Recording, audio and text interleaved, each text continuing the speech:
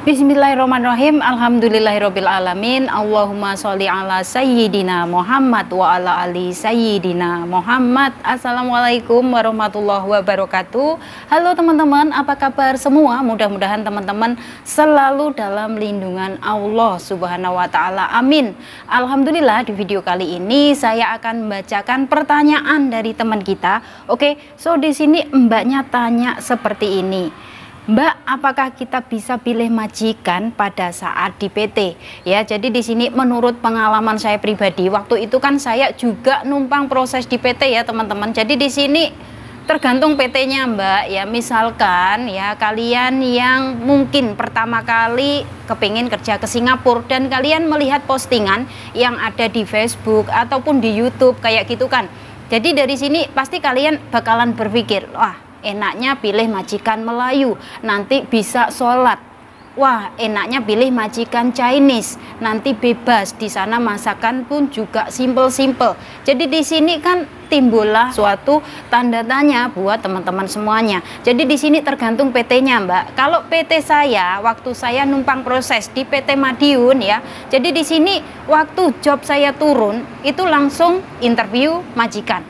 Dan misalkan kalau kita merasa cocok dengan pekerjaan, merasa cocok dengan job yang turun pada kita kayak gitu, ya kita harus tanda tangan. Kalau misalkan kita nggak setuju, ya udah nggak usah tanda tangan Mbak ya, nunggu lagi majikan yang lainnya kayak gitu. Jadi di sini misalkan ya saya kasih bocoran ya, misalkan jobnya turun hari ini dan ada interview di kantor kayak gitu kan ya. Jadi di sini misalkan kalian itu setuju dengan job ini, misalkan jobnya hanya untuk bersih-bersih rumah saja dan di situ sudah pasti ada anjingnya.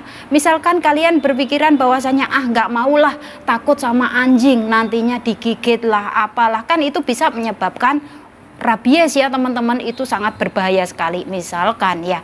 Terus ada lagi jobnya turun, rumahnya besar, hanya bersih-bersih rumah saja. Sudah pasti di sini kalau bersih-bersih rumah nggak hanya bersih-bersih saja teman-teman, tapi juga harus masak, harus belanja, pokoknya semuanya ya kayak gitu. Oke, jadi di sini misalkan teman-teman itu misalkan mau ngambil job ini ya tanda tangan. Tapi kalau misalkan teman-teman nggak sanggup, ya udah ngomong aja sama mem yang ada di kantor bahwasanya maaf mem, saya nggak mau dengan job ini, bisa kok kalian bisa menolaknya ya. Jadi di sini pinter-pinter kitanya sendiri ya. Oke, jadi di sini buat teman-teman yang lainnya juga, misalkan di saat kalian itu jobnya turun, kalian harus tanya detail ya tentang apa saja yang ada di unek-unek hati kalian.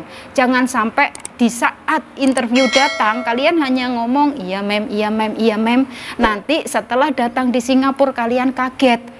Karena apa? Waktu ada interview kalian nggak tanya apapun, itu nggak tanya. Entah itu tentang HP, entah itu tentang liburan, entah itu tentang jam berapa bangun, jam berapa tidur, kalian nggak pernah tanya kan. Jadi di saat kalian datang di rumah majikan ternyata istirahatnya lambat. Jadi dari sini kalian benar-benar harus tanyanya itu jelimet banget ya. Misalkan Mbak, waktu saya interview itu majikan saya justru nggak suka karena saya terlalu banyak pertanyaan. Nggak apa-apa, kalau nggak suka ya udah ganti lagi, menunggu lagi majikan yang baru, menunggu lagi job yang baru kayak gitu. Nggak usah terburu-buru ya. Buat teman-teman saya semuanya, di saat kalian sudah masuk di PT, manfaatkan waktu kalian itu untuk mendekatkan diri selalu sama Allah ya. Jangan sampai kalian itu membuang-buang waktu kalian hanya untuk ngerumpi ya. Saya tahu kalian di sana butuh hiburan, butuh teman curhat, saya tahu, tapi semua itu ada batasannya Mbak ya. Jangan sampai kalian nantinya setelah sampai di PT itu malah justru kalian males-malesan dalam menjalankan sholat ya, kayak gitu jangan sampai. Karena apa? Banyak sekali yang terjadi pada teman-teman kita semuanya. Pada awalnya itu kepengen banget yang namanya ngonjo-ngonjo, kepengen banget yang namanya cepat-cepat terbang ke Singapura. Tapi apa hasilnya? Setelah sampai di Singapura teman-teman, susah dalam beradaptasi di dalam rumah majikan. Itu banyak banget yang terjadi. Karena apa? Kaget. Kagetnya di mana? Waktu di PT kalian kan bebas. bebas dalam ngerumpi, bebas dalam pegang HP. Setelah sampai di rumah majikan, kita itu benar-benar yang namanya dikejar oleh pekerjaan. Yang namanya pekerjaan itu selalu menunggu kita, teman-teman. Ya, itu sudah pasti. Ya, nggak hanya yang baru-baru saja. Saya aja di sini juga merasakan hal yang sama. Jadi di sini benar-benar kita itu dituntut untuk bekerja, ya. Ada juga yang mungkin lah ya masih baru pertama kali datang kerja ke Singapura itu HP dikasih cuman malam aja. Ada juga yang HP dikasih cuman Sabtu saja. Terus besoknya diambil lagi oleh majikan. Sebenarnya di sini tujuannya baik. Untuk apa sih? Agar mbak-mbaknya ini semua bisa segera cepat beradaptasi dengan pekerjaan.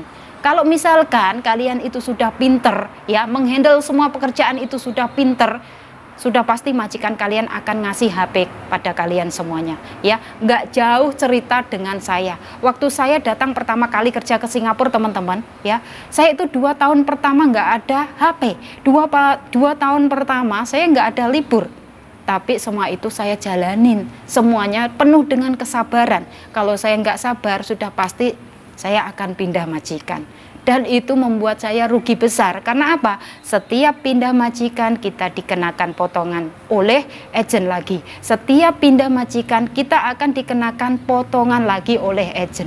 Mau sampai kapan kita kerja bakti, teman-teman? Ya, jadi dari sini harus sabar, harus benar-benar ikhlas dalam bekerja, dan jangan sampai lupa kita bersyukur. Karena apa? Dari rasa syukur itu yang akan membukakan pintu-pintu rezeki kepada kita semua, ya. Jangan sampai di sini teman-teman yang masih pemula, yang masih baru kerja ke Singapura, itu kalian membandingkan gaji kalian dengan teman yang lain. Jangan, karena di sini yang namanya rezeki itu sudah ada yang ngatur, teman-teman.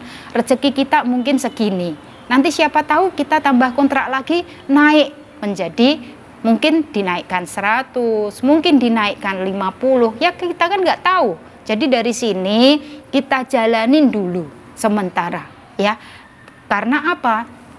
Ya itu tadi, kita masih awal, kita masih pemula, ya harus ngikut peraturan yang ada di rumah majikan. Nanti kalau misalkan kita sudah pinter menghandle semua pekerjaan, siapa tahu majikan suka dengan pekerjaan kita, siapa tahu majikan suka dengan kita, terus dari situ langsung tiba-tiba majikan ngasih kenaikan kita itu tanpa harus menunggu finish kontrak. Itu ada hal seperti ini, ada teman-teman, tapi juga tergantung pada nasib kita, ya. Karena di sini kita kan nggak tahu kalau kita dipertemukan dengan majikan yang baik, apakah kita dipertemukan dengan keluarga majikan yang sebaliknya, ya. Semua itu kita harus benar-benar yang namanya tetap berdoa, ya. Ya kita kerja juga, yang ibadah juga, ya. Kita harus seimbang antara kerja dan ibadah, ya. Agar apa toh? Agar berkah hasil yang kita dapatkan. Seperti itu loh teman-teman, ya.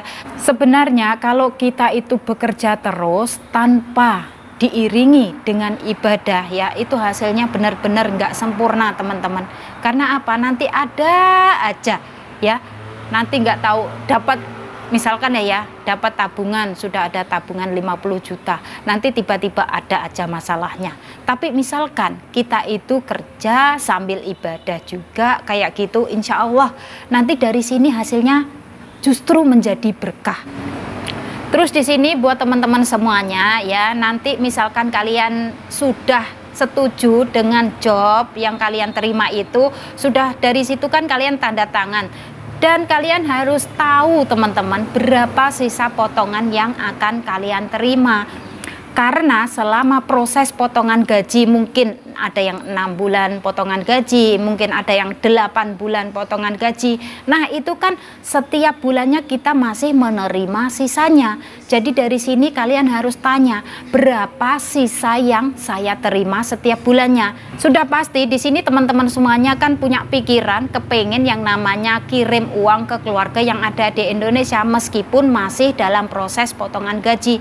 Entah itu mau kirim 50, entah itu mau kirim $60 ya, kayak gitu. Harus kalian tahu bahwasanya oh ya, nanti saya masih terima mungkin 120, masih terima mungkin 110, kayak gitu.